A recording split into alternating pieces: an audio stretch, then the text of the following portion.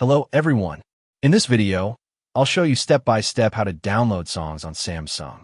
It's quick, easy, and perfect if you want offline access to your favorite tracks. First, open up your Samsung's web browser. The process is same on every Android. Then, head over to a free music website like ncs.io or Pixabay. Both of these sites let you download songs legally and for free. Once you're on the site, browse through the music collection. You can press the play button next to any song to preview how it sounds. If you find one you like, just scroll down, press the download button, and then confirm by pressing download again. You'll see the download progress at the top of your screen. After your song is downloaded, open the Files Manage app. Inside the app, you'll find your downloaded song right there. Tap on it and enjoy listening, even without an internet connection.